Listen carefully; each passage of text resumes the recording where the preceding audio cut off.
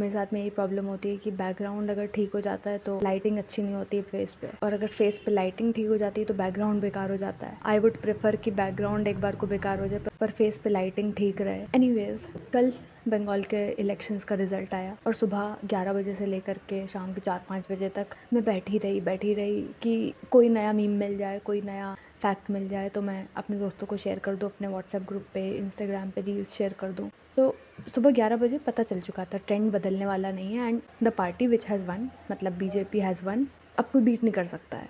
जो लोग खुश थे वो लोग कुछ ज़्यादा खुश थे, जो लोग दुखी थे वो कुछ ज़्यादा ही दुखी थे। एंड सुबह 10 बजे मैंने टीवी खोला और शाम के 4-5 बजे तक बस मैं यही ढूंढती रही। साथ ही साथ में मैं स्क्रॉल करती रही, मीम्स स्क्रॉल कर रही हूँ या फिर इलेक्शन का रिजल्ट स्क्रॉल कर रही हूँ, अपने दोस्तों को शेयर कर रही हूँ सब कुछ। इस चक्कर में मैंने अपने 5-6-7 घंटे ऐसे ही बगैर किसी फोकस के, बगैर किसी ढंग के काम के ऐसे ही बिता दिए। And I am quite sure कि कई सारे ऐसे लोग होंगे जिन्होंने ये चीज़ करी होगी, जिन्होंने सुबह 10 बजे से लेकर के शाम के 5-6 बजे तक ट्रैक करना शुरू कर दिया होगा, या एटलीस्ट 2-4 घंटे तो इसमें ज़रूर लगाए होंगे। But I would like to tell you कि मैंने ऐसा कुछ नहीं किया। ये चीज़ मैंने करी थी 2021 के बंगाल इलेक्शन के रिजल्ट में, और जब मैंने ये रियलाइज़ किया कि मैंने इतना ज़्यादा टाइम अपना ऐसे ही गवा दिया है फालतू की स्क्रोलिंग करते करते, जिससे मेरा कोई बेनिफिट नहीं है। लॉन्ग टर्म नुकसान हो सकता है, लॉन्ग टर्म पॉलिसीज़ से मेरे ऊपर इम्पैक्ट पड़ सकता है, पर इलेक्शन का रिजल्ट तो एक रिजल्ट है ना, तो इमीडिएट इम्पैक्ट हमारे ऊपर इसका कुछ नहीं है। लॉन्ग टर्म इम्पैक्ट है, लॉन्ग टर्म पॉलिसीज़ के ऊपर इम्पैक्ट है।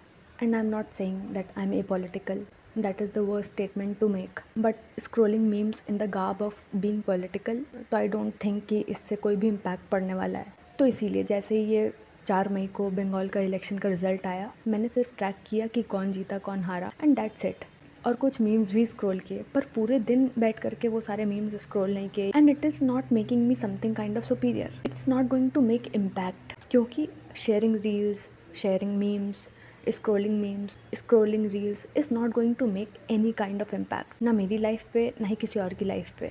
क्योंकि हम ये चीज़ कर सकते हैं, कोई भी इवेंटफुल दिन होता है या कोई भी बहुत बड़ी कंट्रोवर्सी हो जाती है, किसी दिन कुछ बहुत बड़ा हो जाता है देश दुनिया में, तो वो पूरा टाइम हम सिर्फ ऐसे ही निकाल देते हैं, and that does not make any sense. और इससे मेरा मोटिव ये नहीं है बोलने का कि आपको किसी चीज़ का कोई इम्पैक्ट नहीं पड़ना चाहिए या फिर आपको किसी चीज़ से फ़र्क पड़ना बंद हो जाना चाहिए, बट मैंने अपने ऊपर ये चीज़ एक्सपीरियंस करी है। बहुत सारी चीज़ें मेरे लिए बहुत सेंसिटिव होती हैं, मेरे ऊपर बहुत बुरा इम्पैक्ट डाल देती हैं, और उससे मेरा माइंड डिस्टर्ब होता है, उससे मेरा पूरा दिन ख़राब हो जाता है। वही सेम लोग जिन लोगों की वजह से मेरा दिमाग ख़राब हुआ था, जिन लोगों की वजह से मेरा दिन ख़राब हुआ था, they are seen enjoying their life the next day. वो लोग अगले दिन एन्जॉय कर रहे होते हैं अपनी लाइफ को, क्योंकि वो उनकी रियलिटी है। और हमारी रियलिटी क्या है? हमारी रियलिटी है कि ये चीज़ें घटित होती रहेंगी, डेली बेसिस पे चीज़ें घटित होंगी, डेली बेसिस पे कोई ना कोई रिजल्ट आएगा, कोई ना कोई कंट्रोवर्सी होगी, कुछ ना कुछ बड़ा इवेंट होता रहेगा देश दुनिया में। अभी तक वॉर चल रहा था, फिर किसी ने पार्टी बदल ली, फिर इलेक्शन होने लग गया, फिर इलेक्शन का रिजल्ट आ गया, और कल कुछ और नया हो जाएगा। तो हमें इन सब चीज़ों से अवेयर होना ज़रूरी है कि क्या हो रहा है, पर इन सब चीज़ों से खुद को इम्पैक्ट डालना कि हम ही हमारा दिन ख़राब करके बैठ जाएं, हम अपना ही दिमाग भ्रष्ट करके बैठ जाएं, so that is not going to help anybody, और सबसे ज़्यादा नुकसान हमारा ही होने वाला है उसमें। And this is my personal experience, ये मेरे साथ हुआ है, तो that is what I am sharing. कुछ भी हो जाता था तो मैं सुबह से लेकर के शाम तक मैं स्क्रॉल करती रहती थी या टीवी देखती रहती थी, और जब हम स्क्रॉलिंग से बाहर निकलेंगे, अपना टीवी बंद करेंगे, तो हमारी रियलिटी क्या है? और हमारी रियलिटी इज़ क्वाइट डिस्टर्बिंग, हमारी रियलिटी इज़ क्वाइट डिफ़िकल्ट, जो हम खुद नहीं देखना पसंद करेंगे। And I do not mean कि ए पॉलिटिकल हो जाओ, चीज़ों के ऊपर अपनी ओपिनियन रखना बंद कर दो। कोई बहुत भयावह केस आ जाए तो उस पर अपनी ओपिनियन मत रखो, उससे सिंपैथाइज़ मत करो, उससे एम्पैथाइज़ मत करो। We need to empathise with people, we need to put out our voice, तभी हम ह्यूमन हैं, तभी हम इंसान हैं। That is what makes us human. But come back to your reality also. ये ना हो जाए कि हम एक पक्ष की लड़ाई लड़ने के चक्कर में हम दूसरे पक्ष को भूल जाएं और अपने आप को भूल जाएं, अपनी रियलिटी को भूल जाएं कि हमारी जेब में तो पैसे ही नहीं है, हमें तो नॉलेज ही नहीं है, हमें तो कुछ आता ही नहीं है, 4-5 बैक लगी हुई है सेमेस्टर एग्जाम्स में, और बस हम सबकी लड़ाई लड़ रहे हैं बैठ के इंटरनेट पे, कीबोर्ड वॉरियर्स बने हुए हैं। और फोकस रहना इस एरा में बहुत मुश्किल काम है, डिस्ट्रैक्टेड रहना बहुत आसान है। मैं जब इंटरनेट पे पूरे दिन रहती थी तो मुझे लगता था कि मैं बहुत इन्फॉर्म्ड हूँ, मैं बहुत ओपिनियनेटेड हूँ, सारी रील्स को सेव कर रही हूँ, सारे ट्विटर के जितने भी पोस्ट हैं उन सबको सेव कर रही हूँ। किस चीज़ के लिए सेव कर रही हूँ मैं? क्यों सेव कर रही हूँ मैं? रेफरेंस पॉइंट, वो जितने भी सारे मैंने पोस्ट सेव किए हैं ट्विटर पे फोल्डर्स बना बना के, बहुत कम और बहुत रेयर चांसेस होता है कि मैं उनको रेफ़र करूं, जब तक वो बहुत ज़्यादा यूज़फुल ना हो। और पूरे दिन इंटरनेट पे रहना ऐसा हमें दिखाता है कि हम बहुत ज़्यादा इन्फॉर्म हो रहे हैं, हम बहुत ज़्यादा ओपिनियन फॉर्म कर रहे हैं, हम बहुत ज़्यादा अवेयर हैं, but that is a disguise. ये सिर्फ एक छलावा होता है जो सिर्फ हमारी इमोशनल एनर्जी, मेंटल एनर्जी, हमारा टाइम वेस्ट कर रहा होता है। क्योंकि हर क्वार्टर में, हर महीने, हर 6 महीने में किसी न किसी इलेक्शन का रिजल्ट निकल रहा होता है। हर दिन, हर हफ्ते कोई ना कोई नई कंट्रोवर्सी हो रही होती है और 4 दिन बाद वो कंट्रोवर्सी किसी को याद भी नहीं होती है। कितनी भी भयानक कंट्रोवर्सी हो, कितना भी भयानक वो केस हो, कोई नहीं याद रखता है।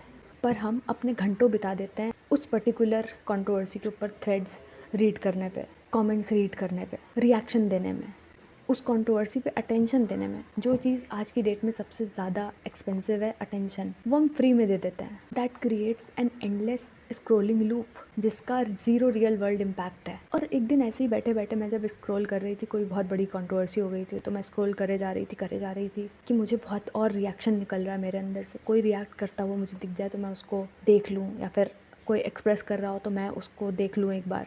तो फिर मुझे रियलाइज़ हुआ कि क्या मैं इससे क्या रियल इम्पैक्ट कर रही हूँ। क्या मैं बहुत बड़ी क्रांति लेके आ रही हूँ? नहीं। क्या जिसकी लाइफ में ये केस घटित हुआ है, जिसके साथ में बुरा हुआ है, क्या मैं उसकी लाइफ में कुछ अच्छा इम्पैक्ट लेके आ रही हूँ? नहीं। क्या सोशल मीडिया पे किसी के साथ में बैठ के आर्ग्यू करने से, कमेंट सेक्शन में लड़ाई करने से, किसी की डिबेट्स कंज्यूम करने से क्या मेरी सोशल स्किल्स इंप्रूव हो रही हैं? क्या मेरी डिबेटिंग स्किल्स इंप्रूव हो रही हैं? नहीं।